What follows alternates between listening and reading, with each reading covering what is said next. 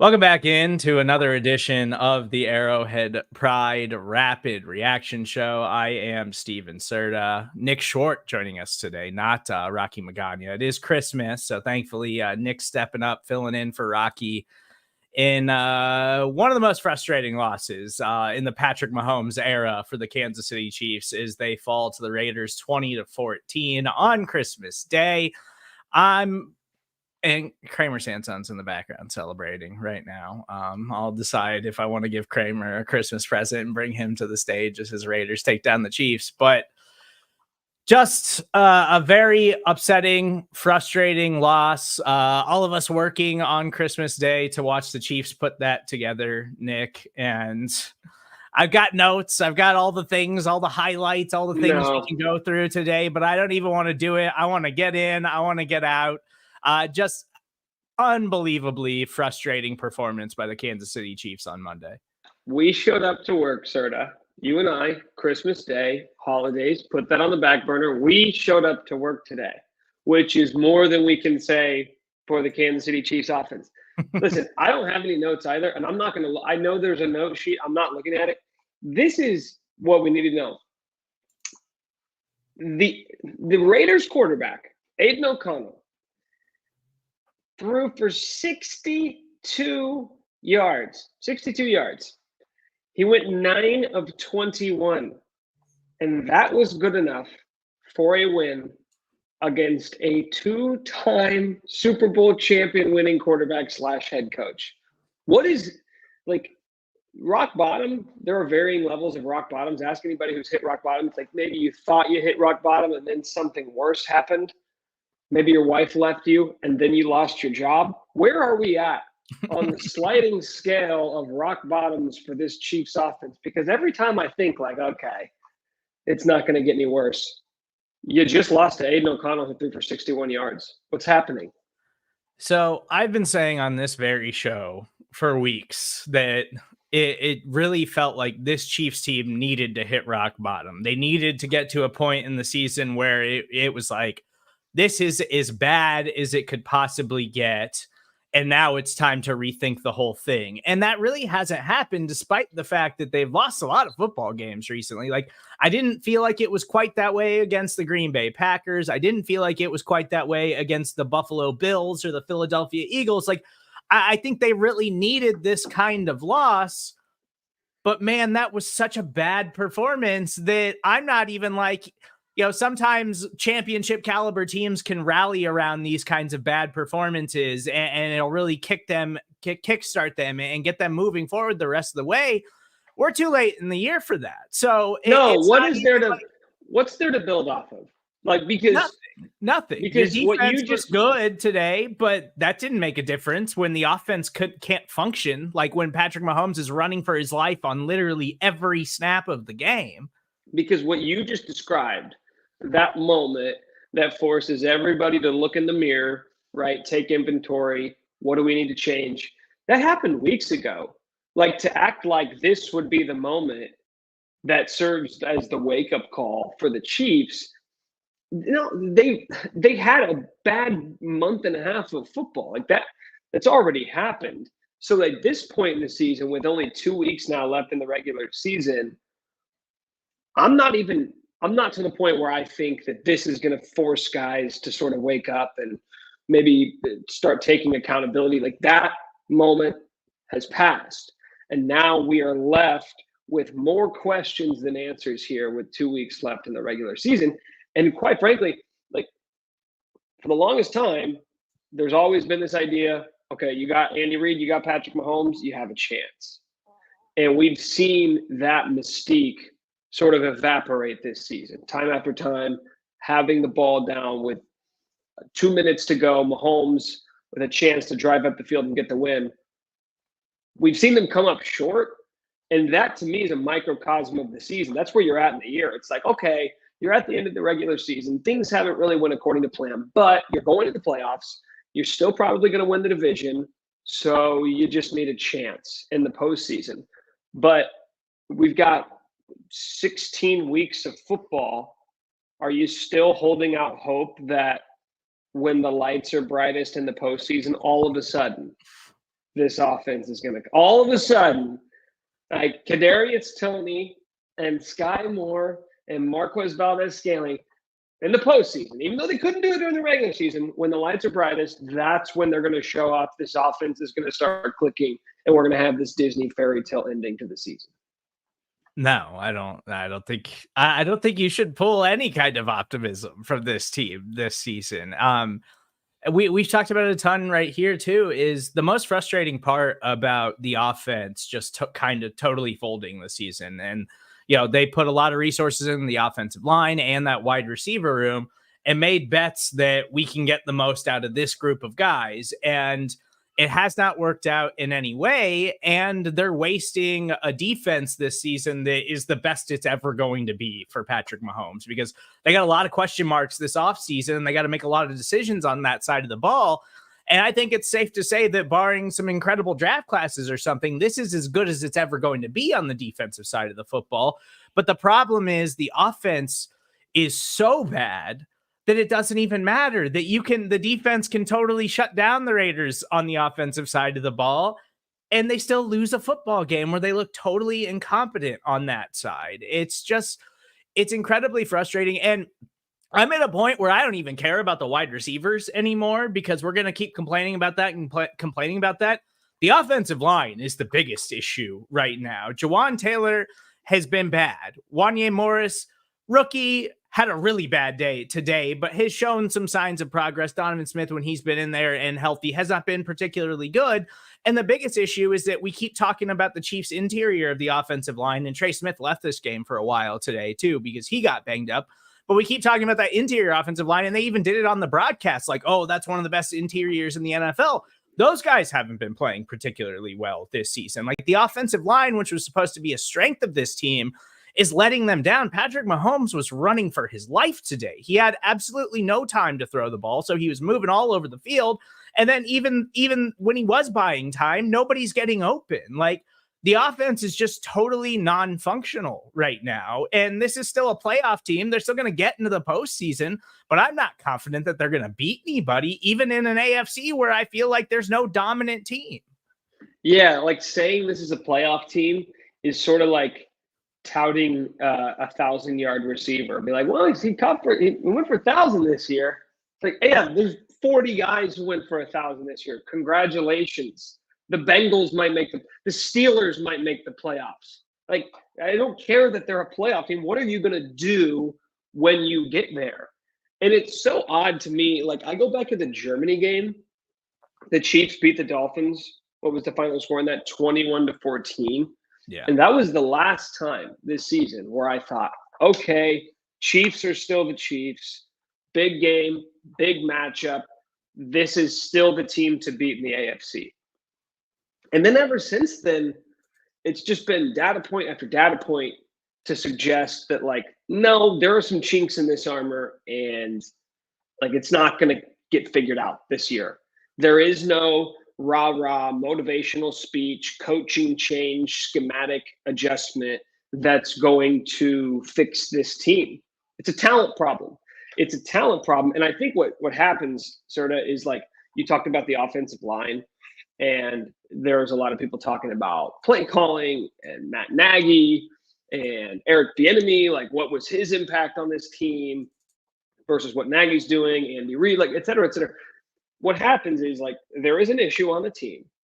You can't figure it out, and then it snowballs. It's, well, maybe it's the play calling. Maybe it's the wide receivers coach. It's like, no, wait.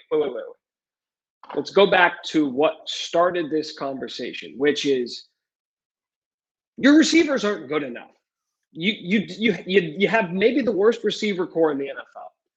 And when you don't have a single guy on the roster that can create separation on his own, we start to look at, how do you fix it? And if you can't fix it, then now it's a coaching problem. Now it's a play calling problem. Now it's a Mahomes problem. Now it's a offensive line problem because he doesn't have enough time, because he needs an eternity back there to wait for someone to create separation. I just feel like as we get down the home stretch of this season and we start to really get creative as to what the big issue is, like, I know you said, you're done with the receivers, which like I get it. We've been talking about this for 4 months. Like I don't really want to harp on the receivers anymore either. But like at the end of the day, that's what this is. You went into the season thinking these guys were going to be good enough to compete for a Super Bowl. They're not. And now all hell has broken loose within that organization, at least in terms of like what we're seeing in terms of an on-field product. I'm pretty sure I mentioned it last season in the middle of a Chiefs Super Bowl run that that big playoff performance from Marquez Valdez-Scantling, like I was against like, the Bengals. It's like that's going to be a negative long term for this team because they're going to be like, see, yeah, look. like I was going into that postseason saying they're cutting him. Like, why would they keep him around? He has that big game against the Bengals, and I was like, oh no, that means he's going to be back next season. And they legitimately came into this season thinking Marquez Valdez-Scantling is our veteran guy in that room. He's the guy that we can lean on, and he's the guy that can make plays. And he's been just as bad as Sky Moore. Like Sky Moore, I'll even give him a little bit of a pass because that's a young player that you drafted from a small school who had never been at this level of competition before. And you were banking on his skill set and your ability to develop him. And sometimes you just totally whiff on those picks. Right, and it seems like that is a total miss by the Kansas City Chiefs draft pick wise.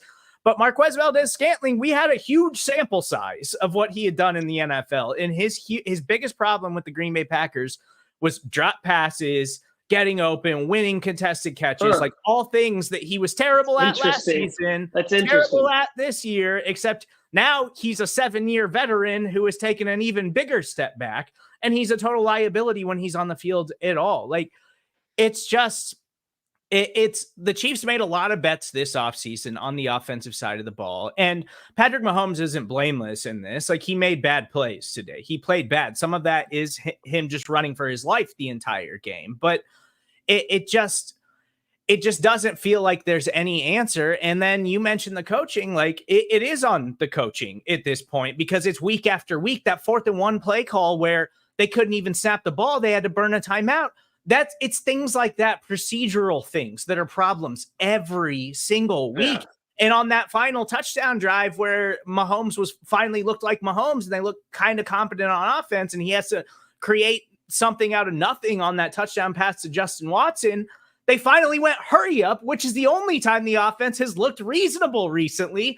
But Andy refuses to stick with it. I understand it's tough to stay in a hurry up offense in the NFL for long stretches of time, but that's the only time the offense looks coherent at all because they don't have time for all of the motions and all of the resetting and moving around and all the complicated things that they seem to be awful at. They just got to line up and go play, and that's the only time they look functional on offense, but Andy Reid refuses to do it week after week until they absolutely have to. Yeah, I think that's been like going back to even Philadelphia. That's if Andy Reid has a weakness, it is, you can describe it a lot of different ways, but the way I like to think about it is he is so singularly focused on the next play, on what play I am going to use to leverage your defensive scheme against you, that he misses the in the moment type stuff of what can I take advantage of right this second? What is going on in terms of, like you just said, like playing the quick game work to the Chiefs' advantage, and you just kind of missed it because you're thinking about the next play. And for the record, like a lot of people, like I saw on the Arrowhead Pride Twitter, everyone, like a million Fire Nagy tweets. If you are on the Fire Nagy train, I'm not trying to talk you off of it by any means. I would argue you have to describe like what it is about him that you don't like. Because if we're just talking about play calling, make no mistake, Andy Reid is the play caller, has been the play caller, will be the play caller, whether it's Matt Nagy, Eric Bieniemy, Doug Peterson, it doesn't matter. Like Andy Reid is calling the plays. Where I question the difference between the Chiefs offense this year and last year, because we look at the personnel, it's almost identical with the exception of Juju Smith-Schuster, and nobody thinks like that's the difference between last year's team and this year's. I wonder if, like, the fact that we always heard the whispers, Serda, and I know you heard this too, like, oh, the players, like, they don't necessarily get along with Bieniemy, like, he's kind of a hard ass, and there is a lot of infighting. we ever consider for a moment that like maybe that's what this team needs is someone who's not their buddy, someone who Somebody who's going doesn't, to be hard on them. someone who's going to, I know, coach them? Like, who's not interested in being your best friend, but he's like, I'm going to get the best out of you, and you may not like me, but like, I'm going to hold you accountable. And I don't know, we're not there. So like, there's a lot of like filling in the blanks here, but it certainly seems like there is something missing from the equation. And the only thing I can really point to is the fact that he's not in that room anymore. And I think that is the biggest thing. I think that's the biggest issue is that like Eric Bieniemy was kind of like the accountability glue of the locker room, and like Travis Kelce bad today again. Like this has become a common thing with him where dropping passes, he's just not making plays out there. He's getting called for penalties, like getting frustrated and not acting like he's supposed to be the leader on the team and the guy that's supposed to rally. Like he can get on his podcast after the game and say all the positive things, but it's not happening during the game. We're going after podcasters today, folks. Like, I mean, it's just they should expect so much more of him. And I understand he's aging. He's getting up there. They don't have a lot of playmakers around him, but he has been flat out bad for a long stretch of time now for the Kansas City Chiefs this season. And he continues to drop passes and have mistakes every single week. Like Patrick Mahomes deserves some blame today. No doubt about it. That pick six was just a bad throw. He had no business making that throw and then got kind of lucky that they overturned the other one. But it's the Matt Nagy stuff. Like everybody's been saying that. And I totally agree with you, Nick. Like, they can fire him. I don't really care because I don't think that it really has anything to do with it. I think it's Andy Reid. It's Andy Reid saying, well, I mean, this stuff works and has worked in the past. And it's incredibly frustrating because we see a play caller like Sean McVay and what the Rams are doing right now and what they're working with. And obviously like Cooper Kupp and Puka Nacua, both really, really amazing players. And Puka Nacua has been absolutely incredible for them this season. But you see the Rams do it week after week after week. They lean into a different part of the offense that he is working on for each individual game plan. And it doesn't feel like the Chiefs are doing enough of that. It feels like they keep going out there and just trying the same things over and over again and saying, well, Patrick has always made it work, so why isn't it working now? And there's no answer this season. There's no answer. I don't feel confident in the offense putting anything together. Like in the playoffs against talented teams, this defense can go toe-to-toe with any team in the NFL. But this offense, you really think this offense is putting up 20-plus points against a playoff caliber defense, against the Cleveland Browns defense or the Baltimore Ravens or the way the Buffalo Bills are playing right now? Because I don't see how you could feel confident in that whatsoever. No, I mean, we talk about this all the time. It's kind of a cliche of you want to be peaking at the right time. You want to be peaking going into the playoffs. The Chiefs are playing the worst football going into the playoffs. I don't necessarily. Joe Flacco keeps throwing for 300 yards. Amari Cooper had 250 receiving yards yesterday. I mean, bro, I don't think you have to be peaking going into the playoffs. Like, you can get hot at the right time, but like, I'm not sure you can be playing your worst football going into the playoffs and just expect everything to be fixed. I think the problem is like this offense is such a muddled, jumbled mess. Like you touched on a lot of different things there. Yeah, that pick six, one of the worst decisions like we've seen Mahomes make. Like he just doesn't make those throws. Travis Kelce, yeah, this is just like, did he not put enough zip on it? Was he just not like, I don't know. Like that's just. These are not the kinds of plays we typically have to like break down and react to. For Mahomes, it's just so uncharacteristic. And that to me is like the buzzword for the Chiefs this year. Uncharacteristic. All these different things we're not used to seeing. It's such a mess that like I go back to what you were talking about there with Kelce, and he was bad today. He's been bad this season. It's all relative, right? He's still one of the top 2 or 3, if not the number 1 tight end in the NFL. But like when everything's going wrong, everything else becomes more noticeable. Like we notice Kelce's bad games more when he's not getting any help from the receiver room. We notice Mahomes' mistakes more when he has to be perfect for the Chiefs to win. We notice Andy Reid's play calling more when the players aren't executing on the plays that are supposed to work. Like the frustration on this team is so evident. it is so clear that like this is not just an external thing. Like in the locker room, in that building, they know too. Like this is effed, and we don't know how to fix it. I'm just like I go back to 2019. Like you were talking about the play calling, Nagy, Reed, like whatever. Like and Matt Nagy probably could have been the OC in 2019. They're still winning the Super Bowl.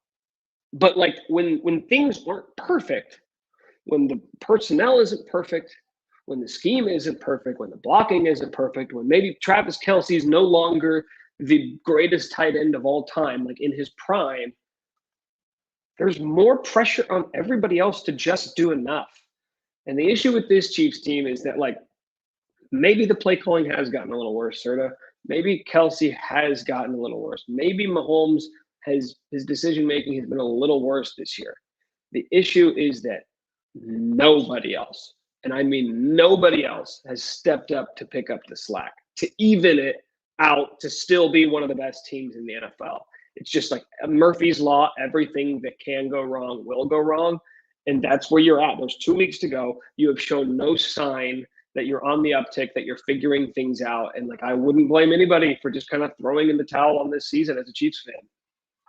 And I'm willing to bet that some of it too is like Andy Reid saying, where we see like what Zach Taylor has done for Jake Browning, what Kevin Stefanski has done with Joe Flacco and a bunch of other quarterbacks this season, where we see all these play callers kind of adjust to what the guys they have available can do. And Patrick Mahomes can do everything. So I think that's part of it, where it's like, there's no adjustment, because you're just like, well, yeah, but Mahomes can do everything. Like, why would we have to cater game plans to like what he can do when he can accomplish everything on the football field? And it's like, well, because things are too complicated. Obviously, there's procedural issues on the offensive side of the ball every single week. Like, just dumb this thing down. Like, just make it simple so you stop having dumb penalties every week. Make things easier so Mahomes doesn't have to go out there and try to carry everything on himself. Like it's just so frustrating to continue to watch. And it's just, it really is just continues to highlight just an incredibly frustrating season from the Chiefs. And like, and I'm generally the person that's like trying to be more optimistic about it. Like, I'm like, oh yeah, but if you didn't catch this bad break in this game, you know, you win that football game. If it wasn't for this mistake in this moment of the game, like you totally win that game. Like, no, this is just who they are now. And we have to accept that this season. Like, I'm not saying that like they're still a playoff team, number 1 seed. I guess we can talk about the playoff picture now, because that's out the window. And I've been saying for a couple of weeks, I didn't think there was a chance they were going to get it anyway. So I'm glad we could stop having those conversations. That is out the window now, even before the Baltimore Ravens play the San Francisco 49ers. Like, you're just not going to catch up to Baltimore now. You're 2 games back in Miami now, and they've got a really tough schedule the rest of the way, but it's just not going to happen. You're not going to get a first round bye. So Patrick Mahomes is going to have to play his first road playoff game in his career. And, you know, even if you against Jake Browning and the Cincinnati Bengals, even if they look decent, and Cincinnati's defense really banged up right now, really struggling to stop anybody. So like, it's a good matchup for them hosting the Bengals next week. And then you get the Chargers. Like, those are 2 favorable matchups for the Chiefs offense to end the season. But at this point, no matter what, you're going on the road in the playoffs, and you need Patrick Mahomes to be perfect to have any chance of winning those games, in my opinion. And I don't feel confident about it at all. So it's not even the on the road stuff. Like, I know that stat gets thrown around. It's more so a stat to illustrate how good the Chiefs have been under Mahomes. I feel like it's weird when people try and use it against Mahomes to say like, well, he's never went on the road. I'm like, okay, are you trying to suggest that you don't think Patrick Mahomes could win a road playoff game? Like, he doesn't have it. Like, so I'm not worried about Mahomes going on the road. I'm worried about this team having to win 3 games to get to the Super Bowl. Yeah. Right? Like, what have you seen from this team that suggests that they're just going to run through? I mean, what would a potential playoff run look like right now? If, let's say, the Chiefs would have to force turnovers. That's I mean like who would it be against? If you're the 3 seed, you're playing, and you're probably right now, if you're the 3 seed, you would be looking at the Buffalo Bills in the first round. The way it's okay. Well, that's not exactly a slow introduction into postseason football. Playing a team that's looking like one of the best teams in the AFC. Is there any other scenario? Could we perhaps face I mean, the Colts? if Could we get the Colts, the Texans, perhaps? It could shake up in the AFC South a little bit because that's such a tight race because Jacksonville keeps losing games. Now they're tied with the Colts and Texans. So depending how that division shakes out, it could really move the standings around. But that's like a best case scenario because it doesn't seem like Buffalo's dropping another game unless they drop that week 18 game to the Dolphins. Who would have thought at the beginning of the season, like the matchup would be Chiefs, Bills, for a chance to get to the divisional round of the AFC playoffs? Like, what? I thought that would have been like an AFC championship game preview. Listen, I can deal with the Chiefs not winning the Super Bowl. You don't get to do it every single year. It's a down year. As much as we want to like rain on the parade, like I still think the trajectory of this franchise is in a great place. Like I wouldn't trade places with any other organization. But with that being said, I can't do a first round playoff exit. Like, come on. I have more pride than that. I need to at least see a dub in the playoffs just to make me feel good about the season. I totally agree. And when the expectation is Super Bowl every year, like I do get frustrated with the conversations that we're having around this team where once upon a time we would have just been over the moon just to win one playoff game. And this team is by the way, Serda, if they win one playoff game, like we'll all be sitting here ahead of the divisional round matchup saying, you know what? Maybe they found something. It's a tough loss, really tough way. I hope we don't ever have to sit through another NFL game on Christmas because this is not. Yeah, thank you. By the way, thanks for calling my number. I've never done one of these post-game shows on AP. I appreciate you taking me away from my family on Christmas after that embarrassment of a game. I apologize. Break things down with you. Rocky never misses post-game shows, but Christmas was the one thing he couldn't do. So I really appreciate you stepping up. I want to remind you guys, if you're listening to us on the podcast, stick around after the break. We'll have all the post-game press conferences for you if you really feel like torturing yourself a little bit more on this holiday. Chiefs fall to the Raiders 20-14, and just an incredibly frustrating game. Kramer, I'm going to give you a second to come up to the stage because it's Christmas and your Raiders got to win. So this is my Christmas present to you, Kramer. You got like 30 seconds. Hey, you know what? I appreciate it. I knew this game was over with as soon as Jack Jones stared into the eyes to the soul of Patrick Mahomes while he was crossing the end zone. And the best part about it was you can classify him as the Grinch because he stole that ball away from a kid he's ready to give it to, which that was just beautiful. Yeah. I also was not sitting down at all for the remainder of the second half once it started. So that's juices were flowing here. I hope you have a horrible Christmas. I hope your food's overcooked. I hope you got snow in your driveway. Hope it's raining right now. In your stocking. Yeah. I wish you nothing but the worst after that game. You know what? I appreciate it. I'm glad we got the W. Well, Merry Christmas to you, Kramer. Everybody else is going to be upset the rest of the day on this holiday, but again, make sure you stick around after the commercial break. We'll have all the post-game press conferences for you. We're on to week 17 against the Cincinnati Bengals. We'll talk to you later this week.